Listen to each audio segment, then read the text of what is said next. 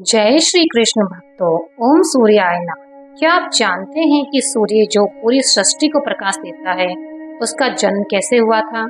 ये एक रहस्य है जो हजारों वर्षों से वेदों में छिपा है। आज हम सुनेंगे सूर्य देव की रहस्यमय उत्पत्ति की वह कथा जिसे जानकर आप भी चकित रह जाएंगे। आज की कथा अत्यंत ज्ञानवर्धक और प्रेरणादायक है। कथा आरंभ करने से पूर्व आपसे विनम्र निवेदन है कि शास्त्रों में कहा गया है कि कथा को अधूरा नहीं छोड़ा जाता, अतः इसे अंत तक अवश्य सुने।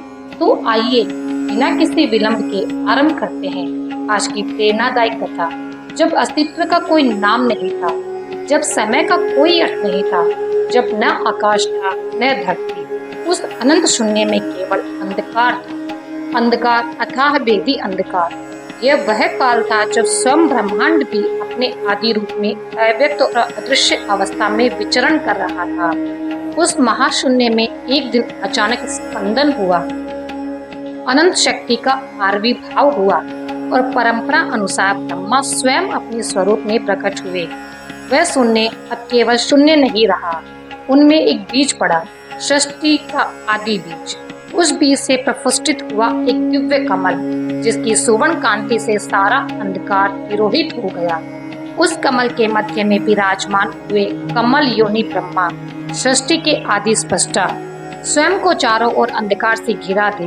ब्रह्मा विचलित हुए, उन्होंने अपना स्वरूप प्रकाशित किया, किंतु उनका प्रकाश उस अनंत अंधकार को भेदने में असमर्थ रहा। तब उनके मुख से अनायास ही प्रथम शब्द उच्चारित हुआ, ओम।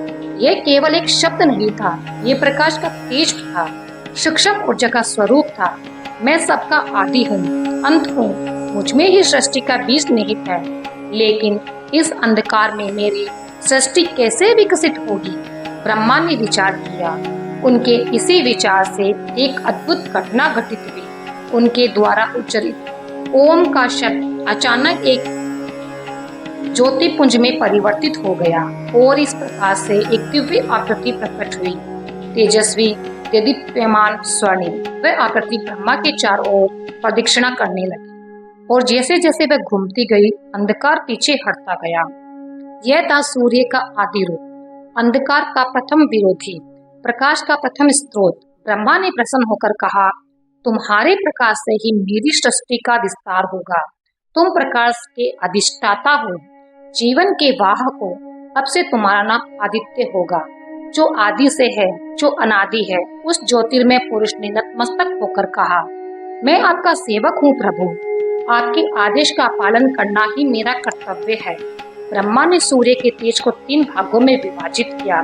प्रथम भाग से अग्नि, द्वितीय भाग से विद्युत और तृतीय भाग से ऊष्मा की उत्पत्ति हुई। इन तीनों से ही आगे चलकर सृष्टि का विस्तार हुआ। सूर्य के प्रकाश से प्रकाशित होकर ब्रह्मा ने सृष्टि की रचना आरंभ की। इस प्रकार अंधकार के गर्भ से प्रकाश का जन्म हुआ, जिसे हम आज सूर्य के रूप में जानते हैं। जैसे जैसे सृष्टि का विस्तार होता गया, ब्रह्मा के मानस पुत्र मरीचि का जन्म हुआ। मरीचि के पुत्र थे महर्षि कश्यप, जिनका तप और तेज आदित्य था। कश्यप का विवाह प्रजापति दक्ष की 13 कन्याओं से हुआ, जिनमें अदिति और दिति प्रमुख थी। अदिति देवमाता कहलाई और दिति असुर माता। एक बार की बात है, जब देवताओं और असुरों के बीच भयंकर युद्ध हुआ। इस युद्ध में असुरों ने देवताओं को परास्त कर दिया और उन्हें स्वर्ग से निष्कासित कर दिया। देवताओं की यह दुर्दशा को देखकर अदिति का हृदय व्यथित हो उठा। उन्होंने अपने पति महर्षि कश्यप से कहा, स्वामी, हमारे पुत्र देवता अब अनाथों की भांति इधर उधर भटक रहे हैं, उन्हें उनका अधिकार दिलाने के लिए कुछ कीजिए। कश्यप बोले, देवी, इसका केवल एक ही उपाय है, तुम्हें कठोर तपस्या करनी होगी। यदि परमात्मा प्रसन्न हुए तो वे निश्चित ही हमारे पुत्रों की सहायता करेंगे। अदिति ने भगवान विष्णु की आराधना आरंभ की। वे निराहार रहकर एक पेड़ पर खड़ी होकर दिन रात श्री हरि का ध्यान करने लगी। उनकी अखंड तपस्या से प्रसन्न होकर एक दिन भगवान विष्णु प्रकट हुए। उन्होंने, माता अदिति, तुम्हारी तपस्या से मैं अत्यंत प्रसन्न हूँ, वरदान मांगो। श्री विष्णु ने कहा। अदिति ने अत्यंत नम्रता से कहा, प्रभु, मेरे पुत्रों को उनका स्वर्ग लोक वापस दिलवाइए, उन्हें पुनः उनका अधिकार प्राप्त हो। विष्णु मुस्कुराए और बोले, देवी, मैं स्वयं तुम्हारे पुत्र के रूप में अवतार लूंगा और असुरों का विनाश करूंगा। तुम निश्चिंत रहो। अदिति ने कृतज्ञता के साथ भगवान को प्रणाम किया और अपने आश्रम लौट आई। कुछ समय पश्चात उन्हें गर्भ धारण हुआ। वह गर्भ काल अत्यंत दिव्य और अद्भुत था। पूरा आश्रम तेजस्वी प्रकाश से आलोकित रहता, मानो स्वयं सूर्य देव धरती पर उतर आए हो। परंतु जैसे जैसे समय बीतता गया, गर्भ में स्थित शिशु का तेज इतना तीव्र होता गया कि अदिति के लिए उसे धारण करना कठिन हो गया। उनका शरीर उस अलौकिक तेज को सहन नहीं कर पा रहा था। पीड़ा से व्याकुल होकर अदिति ने अपने पति कश्यप से कहा, स्वामी, मेरे गर्भ में स्थित शिशु का तेज मेरे शरीर को जला रहा है। ये मुझसे सहन नहीं हो रहा। कश्यप ने समाधि में स्थित होकर दिव्य दृष्टि से देखा और उन्हें सत्य का भान हुआ। उन्होंने कहा, देवी, तुम्हारे गर्भ में स्वयं सूर्य तेज विराजमान है। ये ब्रह्मा जी के द्वारा उत्पन्न आदि सूर्य का अंश है, जो अब मानवीय स्वरूप में जन्म लेने जा रहा है। ये सुनकर अदिति और भी अधिक चिंतित हो उठी। कश्यप ने उन्हें धैर्य बनाते हुए कहा, मैं अपनी मंत्र शक्ति द्वारा तुम्हारे गर्भ के तेज को कम कर देता हूँ, जिससे तुम्हें कुछ शांति प्राप्त हो सके। कश्यप ने मंत्रोच्चार किया और अपनी योग शक्ति से अदिति के गर्भ को 2 भागों में विभाजित कर दिया। एक भाग में शिशु रहा और दूसरे में उसकी अधिकतम तेजस्विता। समय आने पर अदिति ने एक अत्यंत तेजस्वी पुत्र को जन्म दिया, जिसका संपूर्ण शरीर स्वर्णिम आभा से चमक रहा था। उसके जन्म लेते ही चारों दिशाओं में दिव्य प्रकाश फैल गया। आकाश में देव दुदुम्बियां बज उठी और देवताओं ने पुष्प वर्षा की। किंतु उसी क्षण एक विलक्षण घटना घटित हुई। जब बालक अदिति के गर्भ से बाहर आया, तब गर्भ का आधा भाग अभी भी भीतर ही रह गया, जिसमें बालक का शेष तेज समाहित था।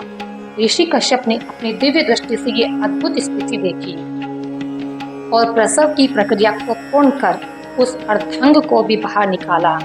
इस प्रकार अदिति के गर्भ से 2 अलग अलग रूपों का जन्म हुआ, एक जीवित बालक और दूसरा तेजस्वी अंड। चूंकि वह बालक अर्ध अंड से उत्पन्न हुआ था, अतः उसका नाम पड़ा मार्तंड, अर्थात वह सूर्य जो अर्ध अंड से उत्पन्न हुआ।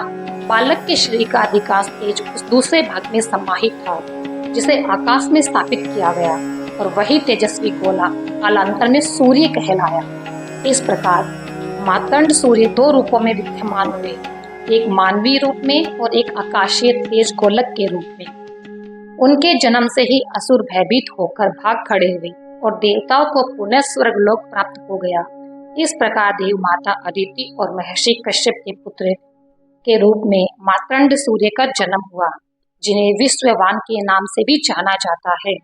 मार्तंड सूर्य का तेज दिन प्रतिदिन बढ़ता गया। उनके शरीर से निकलने वाली किरणें इतनी प्रखर थी कि कोई भी उनके समीप जाने का साहस ही नहीं कर पाता था। स्वयं माता अदिति भी उनके निकट आने से भयभीत रहती थी। सूर्यदेव अपनी इस स्थिति से अत्यंत व्यथित हो उठे। वे अकेलेपन और उपेक्षा से घिर गए थे। एक दिन भगवान शिव कैलाश से भ्रमण करते हुए उस स्थान पर पहुंचे जहां सूर्य ध्यान में लीन थे।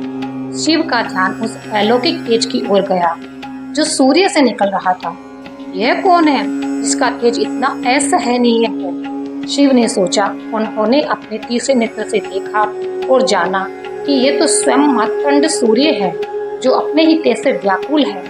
शिव ने स्नेहपूर्वक पूछा, हे मार्तंड, क्या तुम स्वयं अपने तेज से क्लांत और पीड़ित नहीं हो? सूर्य ने सिर झुकाकर उत्तर दिया, हे महादेव, मेरा तेज इतना प्रखर है कि कोई भी मेरे समीप नहीं आता। मेरी माता भी मुझसे दूरी बनाए रखती है। मैं इस स्थिति से अत्यंत दुखी हूँ। कृपया कोई उपाय बताइए जिससे मेरा तेज संतुलित हो जाए। भगवान शिव ने करुणा से देखा और बोले, हे सूर्य, मैं तुम्हारे तेज को 3 भागों में विभाजित कर दूंगा, जिससे तुम्हारा जीवन सहज हो सकेगा और सृष्टि भी संतुलित रूप से प्रकाशित हो सकेगी। इतना कहकर शिव ने अपना त्रिशूल उठाया और सूर्य को 3 भागों में विभाजित कर दिया। एक भाग से प्रातःकाल का सूर्य, दूसरे से मध्याह्न का और तीसरे से संध्या का सूर्य प्रकट हुआ। इस प्रकार सूर्य के 3 रूप थे, अरुणोदय, विवस्वान और अस्ताचल सूर्य, जिनसे दिन के 3 काल निर्मित हुए। सृष्टि संतुलित हो गई और सूर्य का तेज सम्यक रूप से धरती को आलोकित करने लगा। पहला भाग सूर्य के मानवीय रूप में रहा, दूसरा भाग उस अंडे में समाहित हो गया जो आकाश में स्थापित था, और तीसरा भाग पृथ्वी पर अग्नि के रूप में स्थित हुआ। अब तुम अपने मानवीय रूप में सामान्य जीवन व्यतीत कर सकोगे। शिव ने कहा, आकाश में स्थित वह अंडा संपूर्ण ब्रह्मांड को प्रकाशित करेगा और अग्नि के रूप में तुम यज्ञों में आहुति लेकर मनुष्य की सेवा करोगे। सूर्य ने कृतज्ञता पूर्वक शिव को नमन किया। अब उनका तेज इतना असहनीय हो गया था कि लोग उनके समीप आ सकते थे। माता अदिति सबसे पहले दौड़कर अपने पुत्र से लिपट गई और उन्हें हृदय से लगा लिया। शिव द्वारा विभाजित उस दिव्य अंडे से एक अद्भुत घटना घटी। उस अंडे से एक प्रकाश पुंज निकला जो साकार होकर एक सुंदर युवक में परिवर्तित हो गया। वह युवक अत्यंत मनोहर था। उसके शरीर से तेज की किरणें प्रस्फुटित हो रही थी। यही था विवस्वान, सूर्य का दिव्य प्रतिरूप, जो आकाश में स्वर्णिम रथ पर सवार होकर समस्त ब्रह्मांड को प्रकाश देने लगा। आकाश में स्थित सूर्य और पृथ्वी पर विचरण करने लगे मातंड दोनों एक ही आत्मा के दो भिन्न स्वरूप थे। मातंड सूर्य अब सामान्य जीवन जीने लगे, जबकि आकाशीय सूर्य अपने रथ पर सवार होकर प्रतिदिन पूर्व से पश्चिम की यात्रा करने लगे, जिससे दिन और रात का चक्र आरंभ हुआ। यह विभाजन सूर्य की उत्पत्ति का एक अद्भुत और रहस्यमय पक्ष था, जिससे उनका अस्तित्व दिव्य और मानवीय दोनों रूपों में विभक्त हो गया। अब सूर्य युवावस्था में पहुंच गए थे। देवी अदिति और ऋषि कश्यप उनके विवाह को लेकर चिंतित हो गए। उसी समय त्रिलोक में प्रसिद्ध देवी संज्ञा, देव शिल्पी विश्वकर्मा की पुत्री, अपने तेज और सौंदर्य के लिए जानी जाती थी। एक दिन देवर्षि नारद विश्वकर्मा के भवन पहुंचे। विश्वकर्मा ने उनका आदरपूर्वक स्वागत किया और पूछा, हे देवर्षि, आपके आगमन का उद्देश्य जानना मेरे लिए सौभाग्य की बात होगी। नारद मुनि मुस्कुराए और बोले, मैं एक विशेष प्रस्ताव को लेकर आया हूँ। देव माता अदिति और महर्षि कश्यप के पुत्र सूर्य देव के लिए आपकी पुत्री संज्ञा का हाथ मांगने आया हूँ। विश्वकर्मा के मन में थोड़ी दुविधा उत्पन्न हुई। वे जानते थे कि सूर्य का तेज अत्यंत प्रखर है, भले ही वह अब विभाजित हो चुका है। क्या उनकी पुत्री वह तेज सहन कर पाएगी? परंतु सूर्य से संबंध एक गौरव की बात थी। उन्होंने संज्ञा को बुलाकर प्रस्ताव रखा। संज्ञा ने सूर्य के विषय में बहुत सुना था और सहर्ष विवाह के लिए सहमत हो गई। शुभ मुहूर्त में सूर्य और संज्ञा का विवाह संपन्न हुआ। देवताओं ने आकाश से पुष्प वर्षा की, इंद्र ने स्वागत की व्यवस्था की, अग्निदेव ने वेदी सजाई, मरुद्गण ने पवन का संचालन कर रहे थे और अप्सराएं नृत्य कर रही थी। विवाह के बाद संज्ञा सूर्य के साथ अपने नवग्रह पहुंची। सूर्य ने उसे प्रेम पूर्वक अपनाया और उसका हर प्रकार से ध्यान रखा। समय बीतने के साथ संज्ञा ने 3 संतानों को जन्म दिया। व्यवस्थ मनो, यम यमी जुड़वा संतान और अश्विनी कुमार। ये परिवार सुखी था, लेकिन एक समस्या धीरे धीरे उभरने लगी। सूर्य का तेज अभी भी इतना प्रखर था कि संज्ञा को उनका साथ सहन नहीं हो पा रहा था। उनके शरीर की आभा आंखों को चुभती थी, उनका स्पर्श जलन देता था। वह भीतर ही भीतर क्षीण होती जा रही थी, परंतु अपने प्रेमवश उसने कभी कोई शिकायत नहीं की। अंततः एक दिन उसने निर्णय लिया, मैं अपने स्थान पर अपनी छाया को रखकर तपस्या करने जाऊंगी, जिससे मैं सूर्य के तेज को सहन करने योग्य बन सकूं। उसने अपनी छाया को आदेश दिया, तुम मेरे स्थान पर रहो, बच्चों की देखभाल करो, सूर्य देव को मेरी अनुपस्थिति का आभास ना होने दो। छाया ने आज्ञा का पालन किया। संज्ञा पिता के घर गई और वहां से एक दिन उत्तर दिशा की ओर वन में चली गई, जहां उसने घोड़ी का रूप धारण कर तपस्या आरंभ की। इधर छाया सूर्य के साथ रहने लगी। प्रारंभ में सब ठीक रहा, किंतु धीरे धीरे छाया का व्यवहार बदलने लगा। उसने बेवस्वत मनु, यम और यमी के साथ रूखा व्यवहार करना शुरू कर दिया और अपने 2 पुत्र सावर्णी मनु और शनि को अधिक प्रेम और विशेषाधिकार देने लगी। यम के साथ तो वह कठोरता की सारी सीमाएं लांघ गई। एक दिन क्रोधित यम ने छाया को पैर से झटका दिया, जिससे क्रुद्ध होकर छाया ने उसे श्राप दे दिया, तुम्हारा पैर सड़ जाएगा। ये सुन यम भयभीत हो गए और सूर्य के पास पहुंचकर बोले, पिताश्री, मैंने माता का अपमान नहीं किया था, फिर भी उन्होंने मुझे ऐसा भयंकर श्राप दे दिया। क्या माता अपने पुत्र को ऐसा श्राप देती है? सूर्य चिंतित हुए और उन्होंने अपनी दिव्य दृष्टि से संपूर्ण ब्रह्मांड का अवलोकन किया। उन्हें सच्चाई का पता चल गया। वे छाया के पास आए और उनसे सत्य पूछने लगे। भयभीत छाया ने सारी बात स्वीकार कर ली। संज्ञा की पीड़ा, उसका वनगमन और छाया के रूप में स्वयं के रहने की बात। सूर्य यम को सांत्वना देते हुए बोले, पुत्र, तुम्हारा पैर नहीं सड़ेगा, किंतु उसमें कीड़े पड़ेंगे और उसी से मानव जाति उत्पन्न होगी। तुम मृत्यु के देवता बनोगे और जीवों का न्याय करोगे। वे सूर्य संज्ञा की खोज में चल पड़े। वे विश्वकर्मा के पास पहुंचे, जिन्होंने बताया था कि संज्ञा उत्तर दिशा में तप कर रही है। सूर्य ने भी घोड़े का रूप धारण किया और उत्तर दिशा की ओर चल पड़े। हिमालय की एक घाटी में उन्हें तपस्या करती घोड़ी रूप की संज्ञा दिखाई। संज्ञा उन्हें देख भागने लगी। सूर्य भी पीछे दौड़े। दोनों एक दूसरे के चारों ओर चक्कर काटने लगे और उसी समय उनके सहयोग से अश्विनी कुमार दित्य का जन्म हुआ। अंततः सूर्य ने अपना रूप प्रकट किया। संज्ञा उनके चरणों में गिर पड़ी और क्षमा मांगने लगी। सूर्य ने उसे उठाया और कहा, तुमने मुझसे अपनी व्यथा क्यों नहीं कही? संज्ञा ने आंसुओं के साथ उत्तर दिया, स्वामी, मैं आपको दुखी नहीं करना चाहती थी। सूर्य उसे लेकर विश्वकर्मा के पास गए और आग्रह किया, हे देवशिल्पी, मेरा तेज कम कीजिए, जिससे मेरी पत्नी मेरे साथ रह सके। विश्वकर्मा ने एक हरादी पर सूर्य को रखकर उनका तेज रगड़कर कम किया। जैसे जैसे तेज कम हुआ, सूर्य का रूप सौम्य होता गया। उसी तेज की धूल से उन्होंने देवताओं के दिव्य अस्त्र बनाए। विष्णु का सुदर्शन चक्र बनाया, शिव का त्रिशूल, कुबेर की गदा, कार्तिकेय का शक्ति अस्त्र, पुष्पक विमान। ये सब देखकर संज्ञा भाव विभोर हो उठी। अब सूर्य के साथ सुखपूर्वक रहने लगी। विश्वकर्मा ने सूर्य को एक दिव्य रथ भेंट किया, जिसमें 7 घोड़े जुड़े थे। 7 घोड़े 7 छंदों के प्रतीक थे और उनका सारथी बनाया गया। अरुण संज्ञा का भाई, छाया को भी क्षमा कर घर में सम्मानजनक स्थान दिया गया। यम धर्मराज बने। व्यवस्थ मनु ने पृथ्वी पर मानव सभ्यता की नींव रखी। अश्विनी कुमार देवता के वैद्य बने। सावर्णी मनु भविष्य में मनंतवर के अधिपति बने और शनि एक ग्रह के रूप में प्रतिष्ठित हुए। कालचक्र चलता रहा। सूर्य प्रतिदिन अपने स्वर्णिम रथ पर सवार होकर पूर्व से पश्चिम की यात्रा करते रहे, जिससे दिन और रात्रि का संचालन हुआ। एक दिन संज्ञा ने सूर्य से पूछा, स्वामी, क्या आप थकते नहीं? आप ये यात्रा क्यों निरंतर करते हैं? तब सूर्य ने गंभीरता से उत्तर दिया, प्रिय, जब तक ये सृष्टि है, मेरा कर्तव्य चलता रहेगा। मेरे रुकने से जीवन रुक जाएगा।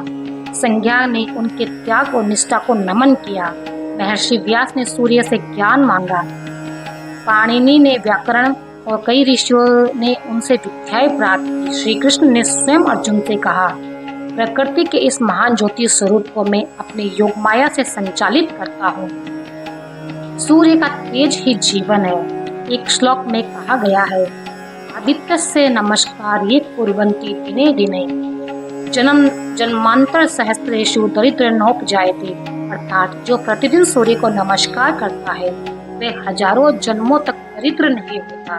ये कथा केवल सूर्य की नहीं, बल्कि त्याग, प्रेम, तप और कर्तव्य की वह महागाथा है, जो सृष्टि को नया जीवन देती है। प्रेम से बोलिए जय श्री हरि। ऐसे ही और रोचक और आध्यात्मिक वीडियो के लिए चैनल को सब्सक्राइब कर लें। दोस्तों, आपको ये कथा कैसी लगी? कृपया कमेंट करके जरूर बताएं। वीडियो पसंद आया हो तो लाइक करें और अपने दोस्तों के साथ शेयर करें। कमेंट बॉक्स में जय श्री कृष्ण लिखना ना भूलें। फिर मिलते हैं एक और दिलचस्प वीडियो के साथ। धन्यवाद।